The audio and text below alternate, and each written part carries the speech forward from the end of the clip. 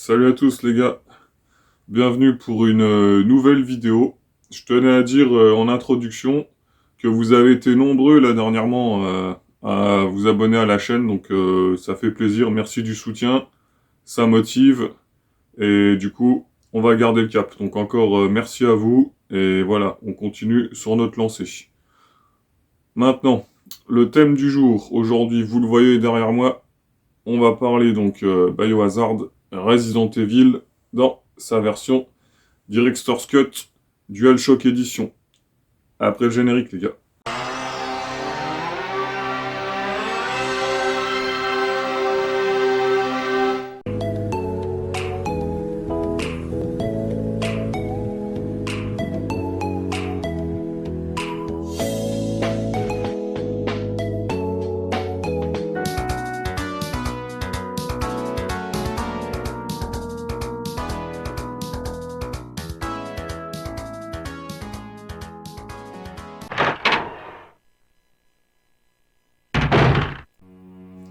Alors, comme vous le voyez derrière moi, là, j'ai les 3 éditions PlayStation, donc première du nom du premier Resident Evil, donc Biohazard en japonais, avec le Biohazard donc originel, hein, qui est sorti en premier, le Director's Cut, et donc au milieu, la Director's Cut DualShock Edition, qui est une version d'ailleurs exclusive à l'archipel nippon. Alors, d'une part, cette version, je vous l'avais montré dans un short, c'est la dernière que j'ai rentrée concernant voilà, les versions PlayStation du premier épisode. Donc ça complète mon set, hein, puisque voilà, je collectionne les imports Jap et le PAL, bien évidemment. Et donc c'était la version qu'il me manquait, qu'il me fallait. Donc je suis content de l'avoir rentrée. Alors, qu'est-ce que cette version elle a de si particulière, vous allez me dire, parce que c'est un boîtier donc avec 2 disques. Donc comme le Director's Cut originel, hein, sur cette première version Director's Cut qui existe aussi en PAL, on a le jeu donc dans sa version Director's Cut, et à côté on avait la démo jouable de Resident Evil 2. Or là, dans cette DualShock Edition, du coup, d'une part le jeu est compatible avec la DualShock. Alors oui, ça peut paraître bête, mais c'est vrai qu'à l'époque où est sorti le premier Resident Evil, voilà, la DualShock 1 n'était pas encore sortie, elle arrive sur le tard, donc forcément le jeu n'était pas compatible. Donc ils ont ajouté ça.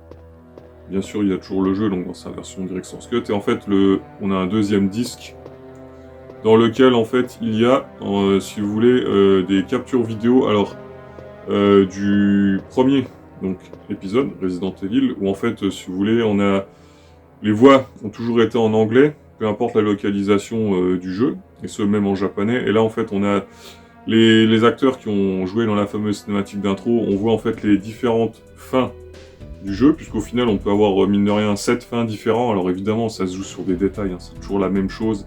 Après vous avez des petits détails qui font que la séquence finale, voilà, elle s'altère.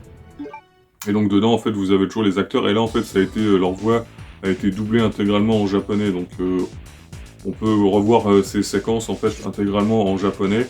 Et surtout, ce qui est intéressant, on verra, je vais mettre des clips pour étayer mes propos, c'est qu'on a une partie du coup sur le Biohazard 2 prototype, donc Resident Evil 2 prototype, c'est l'équivalent en fait de ce qu'on a appelé communément par la suite Resident Evil 1.5, puisqu'il faut le savoir, pour ceux qui ne le sauraient pas, c'est que Resident Evil 2, lors de son développement, en fait, Capcom a, on va dire, progressé à un certain stade, et en fait, pour diverses raisons, ils se sont aperçus que ça ne correspondait pas totalement à ce qu'ils voulaient du produit final que sera donc Resident Evil 2 en 1998, et ils ont abandonné ce projet en fait, du moins en partie. Ils sont repartis vraiment d'une base vraiment, comment dire, très peu avancée pour justement arriver à ce résultat final que vous connaissez tous. Et donc c'est intéressant, c'est qu'on a plusieurs clips vidéo, alors ils sont pas très longs, hein, c'est environ d'1 minute à chaque fois, avec dans différentes zones du jeu où en fait on voit ce qu'aurait pu donner le premier jet en fait de Capcom sur ce développement en particulier. Et on voit notamment des différences quand même assez notables au niveau du level design. Par exemple le personnage de Claire, alors pour le coup Claire Bon bah tenez, vous la voyez là, ici, dans cette version DualShock de Biohazard 2. Voilà. Alors que dans les clips vidéo, je vous montrerai pour illustrer, elle ressemble pas vraiment à ça, elle a plutôt des cheveux blonds. Enfin vraiment, on voit tout de suite ça choque. Et du coup, c'est là qu'on se rend compte de la différence. Et on a quelque chose qui est intéressant, c'est que, je vous montrerai dans les clips, on a des espèces de mobs qui sont pas dans la version finale. Et qui ressemblent un peu, c'est marrant en fait, moi ça m'a fait penser à ça. Ça ressemble un peu aux mobs qu'ils ont créés dans la version de 2019, du coup dans le remake, qui sont dans les égouts, là, l'espèce de mobs qui sont sous l'eau, là, qui sortent. Alors, ça ressemble pas tout à fait pareil, mais en fait, dans cette version 1.5, on a des...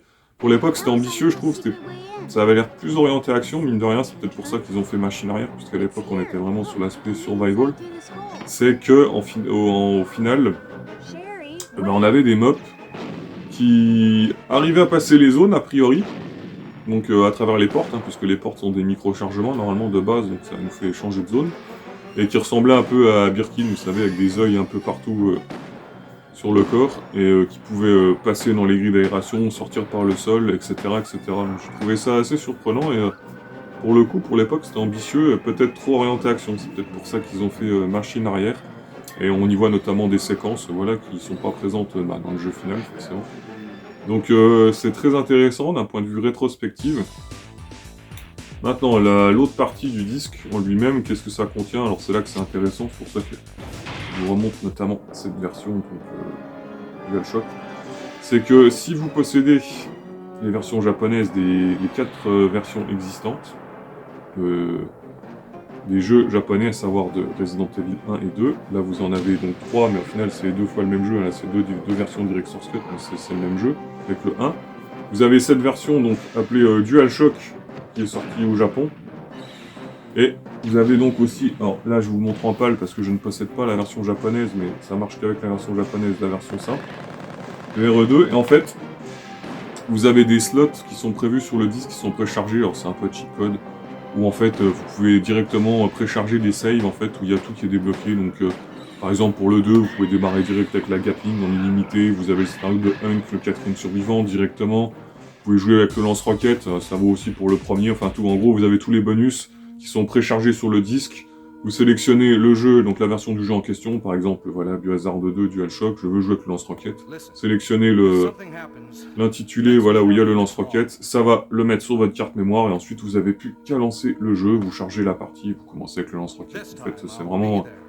on va dire un disque bonus vraiment qui vous permet de jouir de tout, on va dire les bonus qui étaient disponibles, que ce soit dans le premier ou dans le deuxième, voilà. Vous avez par exemple pour ce second épisode aussi le mode Extreme Battle qui est disponible, voilà, on peut le choper via la sauvegarde.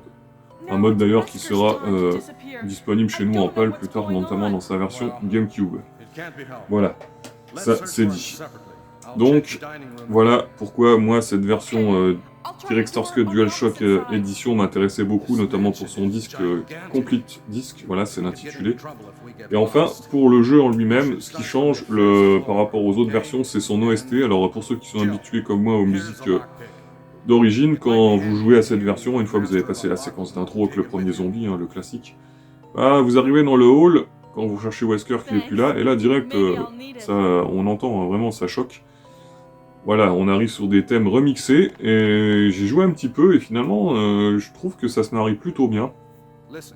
Donc voilà, c'est intéressant, ça redonne un peu de renouveau au jeu, entre guillemets, ça lui a donné un habillage un petit peu dépoussiéré, on va dire, donc intéressant pour le coup. Donc voilà les amis, on arrive à la fin de la vidéo, on va faire une petite conclusion. Alors n'hésitez pas à me dire ce que vous avez pensé là des petites phases de gameplay avec les musiques remixées pour ceux qui connaissent, on va dire, les thèmes originaux. Ce que vous en pensez. Moi perso, ça va, je trouve que, comme je l'ai dit, ça passe plutôt pas mal, donc c'est sympathique. Et n'hésitez pas à me dire si vous êtes un fanatique de Resident Evil Biohazard, surtout des premières éditions, ce que vous possédez dans vos collections comme version, ça m'intéresse. Voilà, voilà. Moi, je vous dis à la prochaine, c'était Retro Salide. Ciao! What's going on?